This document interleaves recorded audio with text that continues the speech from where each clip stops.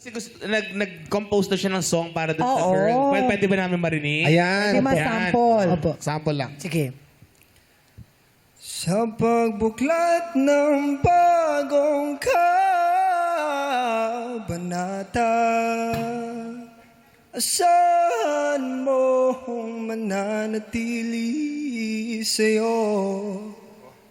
Kahit ilang oras, minuto, segundo, sa'yo pa rin patungo. Galing! Galing! Narinig ko sa kanya yung Ben and Ben. Oo, na- Ben and Ben. Fan siya ng Ben and Ben. Ay, mag-isa lang siya. Ben lang. Ben, Ben. Franchina. Oo nga, si Sir Jonathan nabili Oo, pa. si Sir- oo. Kasi sumusulat ng kanta. Approve, napakaganda Ayun. Yes. Uy, ipasa mo kay Sir Jonathan. Gawa ka ng demo. Pasa mo kay Sir Jonathan. Mas lumabas yung distinct style ng boses niya. True. Huwag ka nang sumali dito, mag-compose. Huwag ka ba? Dahil sasali nga. Kasali siya eh. Tapusin niya tong contest na to, Oo. tapos tsaka siya magsulat ng Stepping magsulat. stone to eh. Stepping stone. Ang Tapos, galing. ang gawin mong pangalan para iba, Francini. Wala pang gumagawa nun. Oo. Diba? Si Bernardo pa lang. Uy, may entry ka. In fairness sa'yo, Naisip mo yun, Jugi, Hindi ka nag-atubili. Uy, sorry. Magaganda yung kanta mo. Meron ka pang isang kanta. Meron ka pang isang sinulat. Meron isa pa dyan. Sample. Meron pa. Francini. Diyan yung mga producer natin. Oo, yes. Meron pa po. Anong, sige. Yung huling Ang yugto ganda, po. Wala pa. Ano yan? Anong Sige. title? Huling yugto po. Huling Oh, yan, yan, yan. Yugto. Huling Yugto. Okay. Paano? Oh. Tingnan! Wala pa. Naiinip lang kayo Wala pa, wala pa. Kasi nga, huli na to eh. Huli na to. Oo. Huling yugto. Madlang people, narito ang huling yugto Ayan, bumino ni pa. Francini. Wala po akong focus. Wala ka. Sorry. Sige, kaya mo yan. Okay. Okay, go. In 3, 2, 1, let's go. Ganda. Kalimutan ko po talaga. Hindi. Bibigyan ka namin ng oras. Oo. Ano yung mga sinulat mong kantang yan? Tungkol kanino?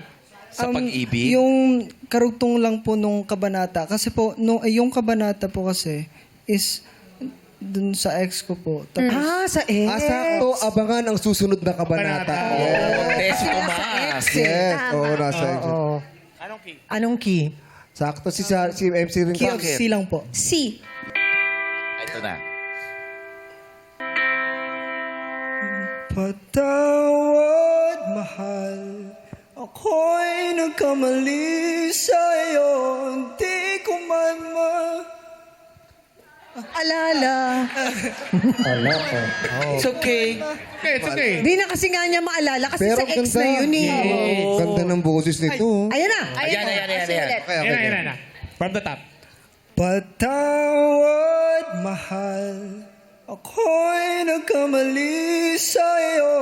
Di ko man lang naisip ang mga desisyong binitawan lagi.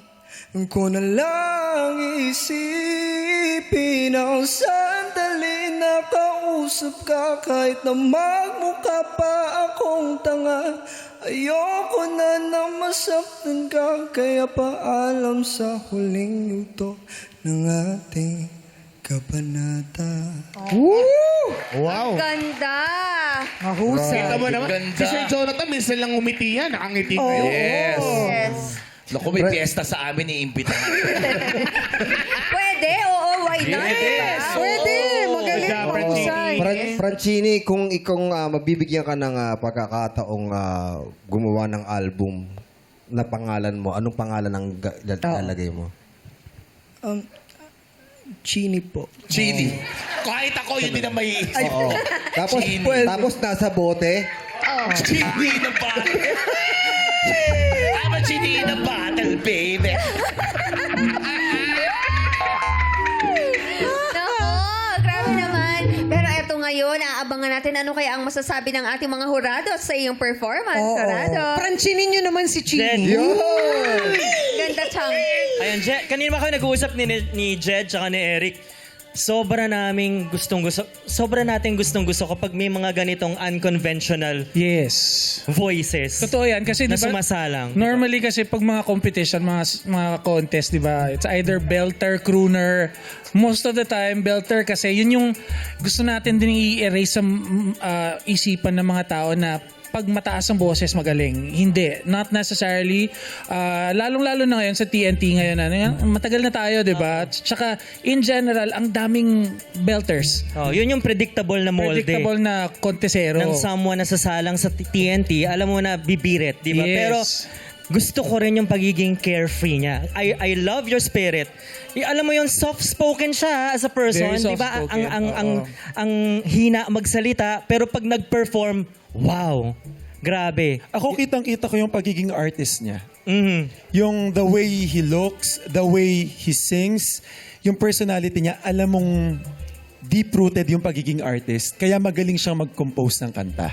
Especially nung Yes. Especially nung pinarinig niya yung mga original songs niya, mas lalo kong na-appreciate yung depth niya as an artist. Mas lalong nagkakulay kung paano niya in-interpret yung demonyo kanina sa performance niya. Mas na-separate ko. Kanina kasi pinag-usapan namin ni Eric. Sabi ni Eric, which I agree, parang sabi mo, parang style ni JK yung ginagawa niya. And then, nung kumanta siya ng original song niya, it set him apart from JK. Yes. Nakita ko yung lalim ng layers mo as an artist and alam ko malayo pa mararating mo. Especially pag nagkaroon ka na ng chance na kantahin yung mga original songs mo. So, Yeah, very Yes. it's a standout. Yes, Magsa-standout ka, magsa-standout ka talaga. Kaya pagpatuloy. at sasagutin ka na ng nililigawan mo. Sigurado yan, sigurado.